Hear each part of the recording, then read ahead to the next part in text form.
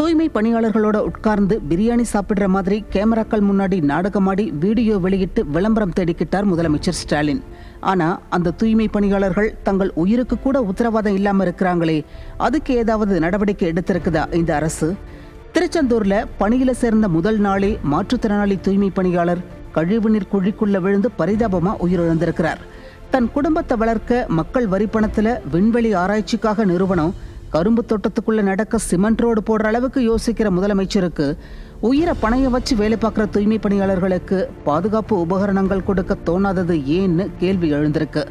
ஸ்டாலினோட இந்த புகைப்படத்தை பார்க்கும்போது தமிழ்நாடு நகரமயமாக்கத்துல நவீன புரட்சியை நடத்துறதா உலகமே நம்பும். ஆனா உண்மை நிலை சாலையில உட்கார்ந்து போராடுற தூய்மை பணியாளர்களுக்குத்தான் தெரியும். உயிருக்கு உத்தரவாதம் இல்லாதது, முறையான சம்பளம் கொடுக்காதது, வேலை செய்யற இடத்துல பாலியல் தொல்லை, வேலை பலூன்னு வாய்விட்டு சொல்ற வேதனைகளே இத்தனைனா வெளியில சொல்ல முடியாதவை எத்தனையோ. மக்களுடன் முதல்வர் திட்டத்துல 99.97% மனுக்களுக்கு தீர்வு காணப்பட்டதா பெருமை பேசுது அரசு. ஆனா குறைகளை கோரிக்கைகளை சாலையில் அமர்ந்து மடிப்பிச்சு எடுக்கிறவங்களை ஈவு இரக்கமே இல்லாம கைது பண்ணுது. இதுவே ஸ்டாலின் அரசோட இரட்டை முகத்தை தோல் உரிக்கிறதுக்கு சிறந்த உதாரணம்.